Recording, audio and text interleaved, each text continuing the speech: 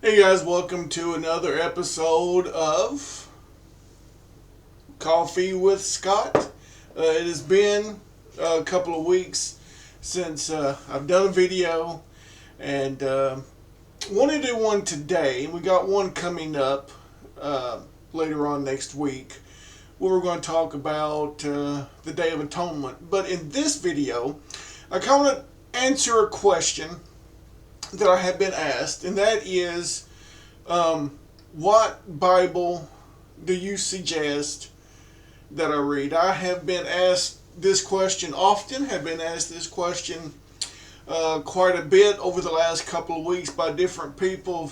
What Bible should I get? What Bible should I be reading? The simple answer to what Bible should I be reading is, and not meaning to be kind of jerkish, whatever, but the Bible that you should be reading or get to read is the Bible that you will read. Now, are there different? How do I say it?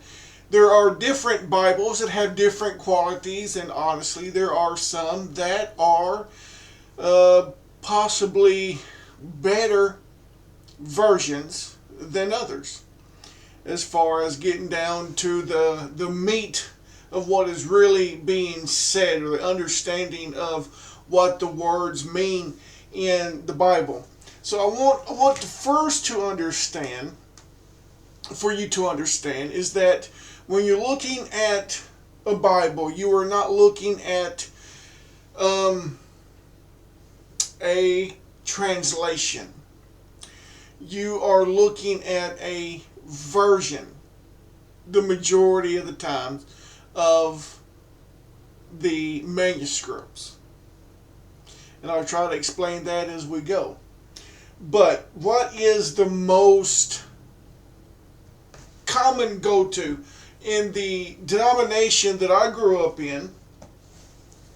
You had to use one particular version of the Bible.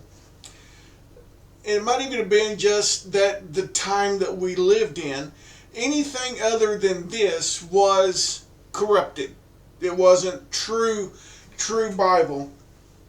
And that would be, if you were going to read a Bible, if you were looking for a Bible, you would have to get a King James version of the Bible. I even had one guy just probably 10, 15 years ago tell me, if you don't use the King James Bible, you won't stand behind my pulpit. I had one pastor tell me that we only use the King James Bible at this church, and he said that because I had used a different version of the Bible for the Bible study I was teaching that night at church. So people say King James only. There are King James only people, and the King James version is a good Bible. This is one that when I came into the Sabbath, this is the King James Bible I had. When I managed a Christian bookstore, this style, this particular King James Bible, this is the King James Study Bible. This is a Holman publishing. This was the Cadillac of study Bibles at the time. Not this particular cover, whatever, what the contents in it was. The Cadillac, it was colored, notes were colored. You had different colors for subjects, for things that separated the commentary. Your pictures here were in color in the Bible. It is the Holman King James Study Bible, probably to this day, very good study Bible. If you're familiar with the Word of Flame Publishing House, which is a Pentecostal publishing company, it's the publishing arm of the United Pentecostal Church, I believe. Their Apostolic Study Bible is actually the King James Holman Study Bible. So you had that. So I want to just show you when I first was probably 16, felt a call to the ministry. My mom asked me, and please, people, don't fall out of your chairs. My mom asked me what I wanted for Christmas. And I said, I want a Thompson Chain Bible. And my mom and dad, for Christmas, bought me a Thompson Chain Bible, just like this cover. This is almost the identical Bible. The one they bought me, one of my sisters now has. I passed it to her. But I'll show you this, some of the Thompson Chain, because people see study Bible and they believe the Thompson Chain is a study Bible. These are two different kinds of Bibles. Study Bible has references, commentary, all kind of stuff in it. Thompson Chain is a reference Bible. It does not have commentary. It ties verses together and subjects to verses. Very good. Once again, it's King James. You can get Thompson Chain in different versions of the Bible. So those are good. But I teach out mostly out of King James, because that's what everybody is familiar with. Man, it's just familiar. It's what I grew up with. It's what I'm used to. So when I teach, the King James is one of my go-tos. As far as Bible, usually if I'm going to, when I'm reading, during my reading or studying, I'm studying with a King James Bible. Does that mean King James is the absolute best? It does not. I will share with you what I feel is a very good version of the Bible. Now, just to do a little bit more, let's see. So, mostly, I believe that Sabbath people, commandment keeper, covenant people will be watching this video. So, I want to kind of look at a couple of different study Bibles. A lot of people that I know have the Restoration Study Bible. The Restoration Study Bible. This is a version.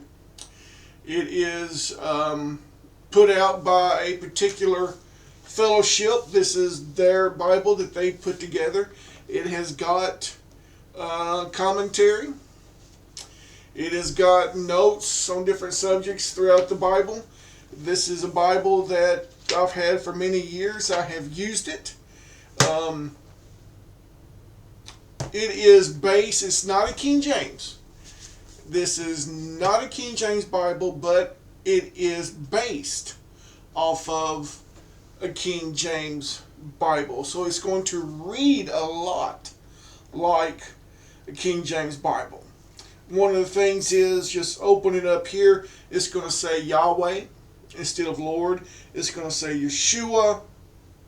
A lot of the notes, a lot of the commentary that's in here is going to be more, I guess the word I'm looking for is cultural. So they're going to lean more toward the covenant Hebraic mind person. You're going to get probably, if I was going to look at the commentary notes in this Bible compared to this Bible, and I was going to look for information on scriptures with that's going to give it a more Sabbath Hebrew mindset, I would look at the notes, the commentary notes in this Bible.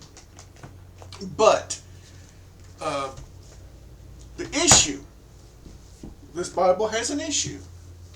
One of them may have more than one issue. One of them is that it's going to lean a lot toward this fellowship's doctrine, their understanding. Now, Let me say this: and I don't see anything wrong with this Bible. It's a very good Bible.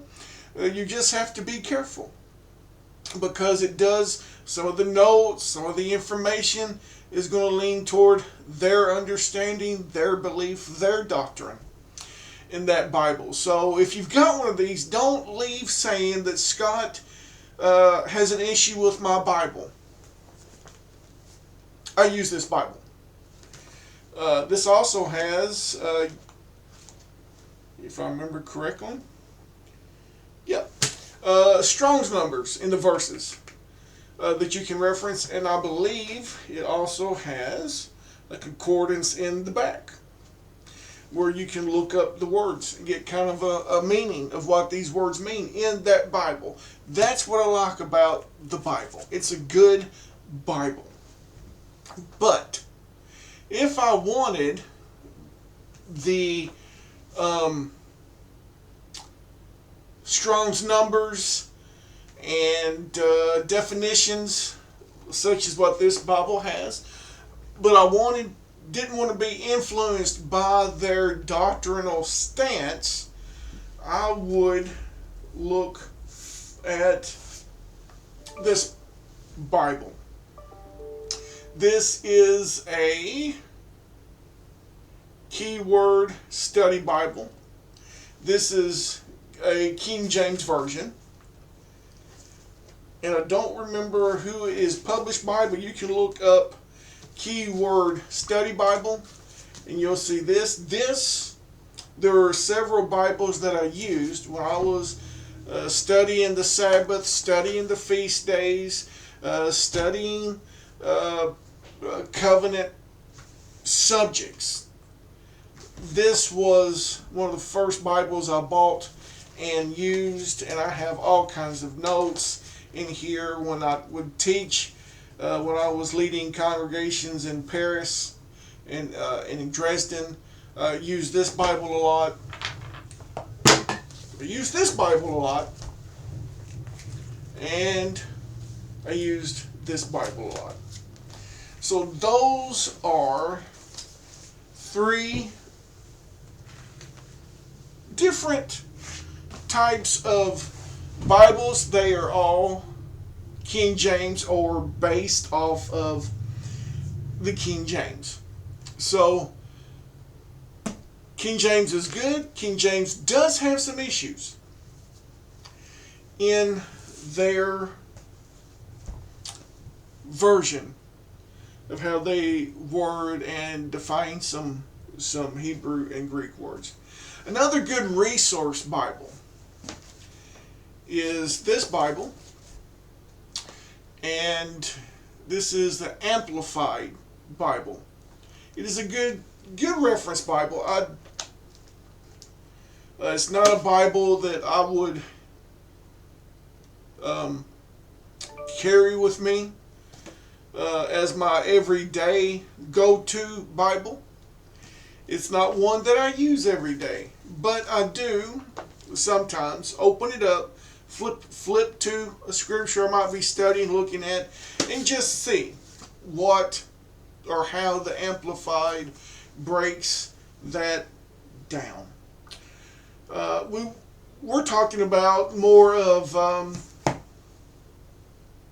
a Hebraic mindset type of Bible.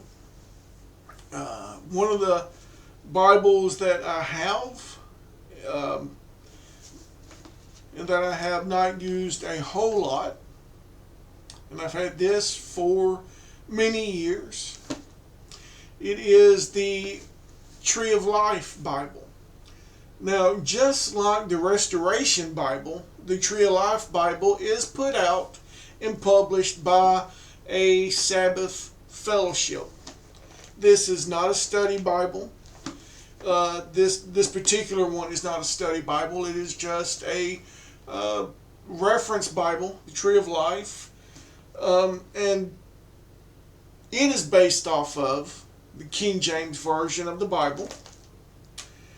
And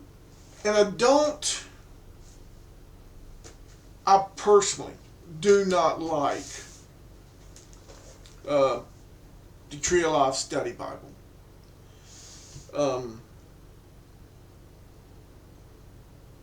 I'm going to leave it at that. If you want to talk more about why I don't like the Tree of Life Study Bible, you can contact me. And once again, just because I don't like it does not mean that it's not a Bible that you can benefit from. Let's see. And my family can tell you, I've got 108 Bibles that I have bought or have been gifted to me. And we're not going through all 108. I've just picked out some that I have, some that I like, some I don't like. This particular Bible, this version of this Bible, I wore one out and bought another one. And this is the main Bible when I come into Sabbath. This was my Bible. This is the Bible that was when I was told that we only use King James. This is the Bible that I taught out of that night, that Bible study at that particular church. And it is the complete Jewish Bible.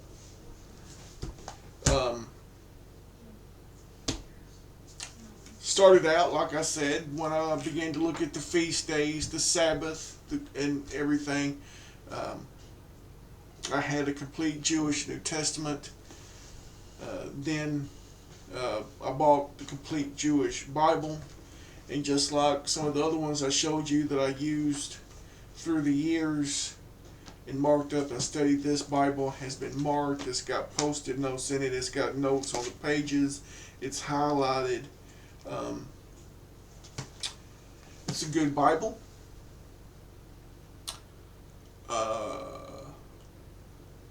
It does have a couple of issues. And then they come out with the complete Jewish Study Bible. I bought that, and I have used it. It's got commentary in it, as you can see. Commentary in the Old Testament. You've got your Torah portions. Notes are good. The notes are good in this Bible. And just like a couple of the other Bibles that I've showed you, that I've talked about, in some places it does have issues, but in my opinion, when it's all said and done, this is a good Bible. Let's see. There is this one that a couple of guys recommended that I get, and I have used it. I've made notes. I have taught out of this. I have talked a lot about this version. This version. I guess you could call this even maybe a translation, but it is the Aramaic English New Testament.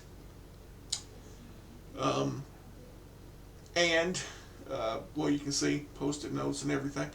Same thing with this one. I've studied it. I have taught out of this one. Where the King James has errors, the Aramaic English New Testament fixes those errors. Pretty much where any Bible that comes from Greek manuscripts, and there are some errors in our versions from Greek manuscripts that the Aramaic English New Testament corrects. And it's not doctrinal mistakes, but there are. I guess let me give you an example. There was one, I believe, is where Jesus is talking. I believe it's where he professes himself to be God, and they're fixing to pick up stones and stone him. Nicodemus is there, and when that whole thing is just about wrapped up, they look at Nicodemus and they say, "Do you not know that no prophet comes out of the Galilee?" That's what our Greek manuscript Bibles that are based on Greek manuscripts say. That there is no, do you not know that there is no prophet that comes out of the Galilee? Well, you can read your Old Testament, and I believe there are at least 3 prophets in the Old Testament that come out of that Galilee area. So that's not what they were saying. What the Aramaic corrects that from an Aramaic manuscript. And in the Aramaic manuscript it says, "Do you not know that the prophet will not come out of the Galilee?" So there is that. So I do like the Aramaic English New Testament. I do like that. And there are some that say, well, all of our manuscripts are Greek, or Aramaic was not the language. If you look at everything, when the gospel began to be spread, it went first to Aramaic speaking countries. I've heard some say that, well, the plaque on the cross, and it used to hang behind me, a reproduction of that plaque, was in Latin, Greek, and Hebrew, and it's not in Aramaic. And so they say Aramaic was not main language at the time. Well, Aramaic was a language, and if you read your New Testament, there are a couple of places where it will say in the Aramaic tongue. So the Aramaic language was spoken, the Aramaic language was known, and another reason that I'm not saying that the Greek is wrong, or one is greater than the other. I'm just saying that the Aramaic fixes some of the mistakes that the Greek makes. And then at the time, and this would even been true for when Jesus went to synagogue, when they would go to synagogue, they would read the Torah portion in Greek, they would read the Torah portion in Hebrew, and they would read the Torah portion in Aramaic. And Aramaic is just a cousin to the Hebrew language. So enough about that. Another Bible that I think that would be of value to add to anyone's collection or study aid is the Septuagint. This is the Brenton Septuagint. This is one that I use, I study with, and I use this because the Old Testament was translated into Greek. And so this is one version of that translation, and you can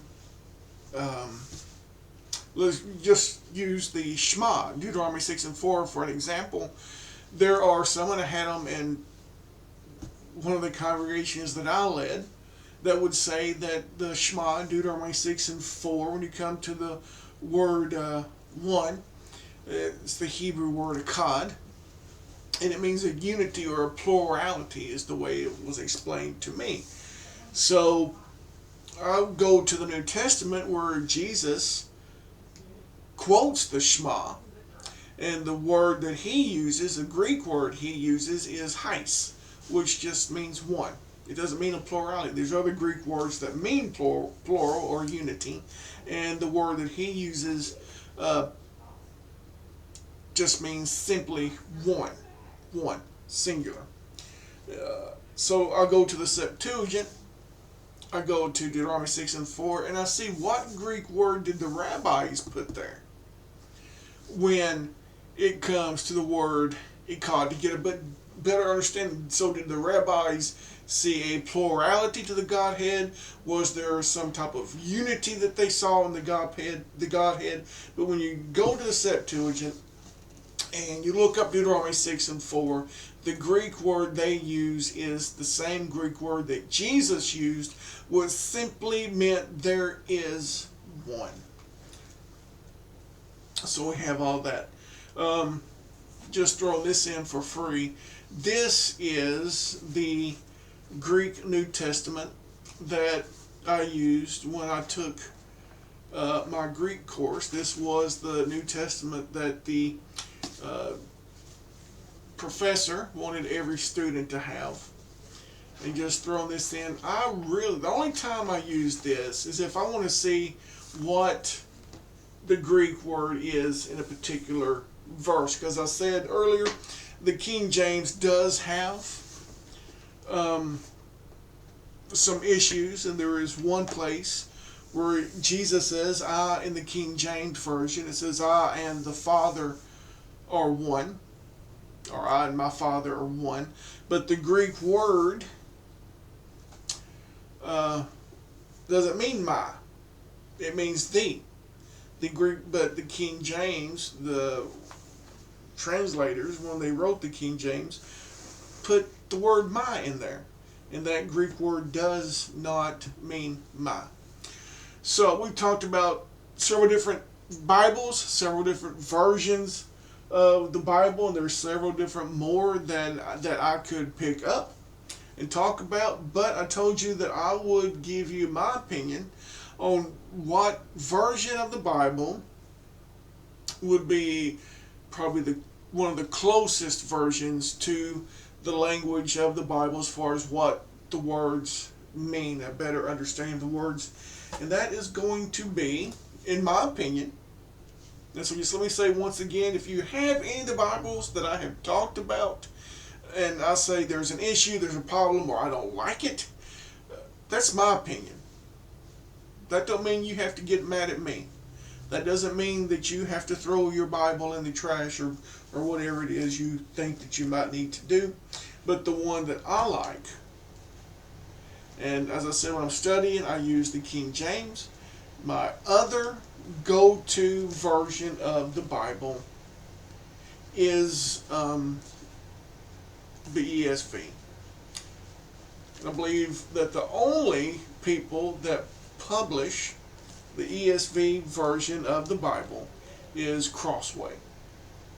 If I remember my bookstore management days, they were the only ones that published the ESV version of the Bible. But that's what I use. When you look at the ESV and the verses, the scriptures that are in here, they are going to give you a closer understanding how they look at the Greek manuscripts, the Hebrew manuscripts, the kind of particular word. They're going to narrow what they're going to write in their version is closer to the meaning of whatever the Hebrew and Greek word is that you're looking at or that you are reading, or give you a better understanding of those things. We may do another Let's Talk Bible. That's what I'm going to call this one.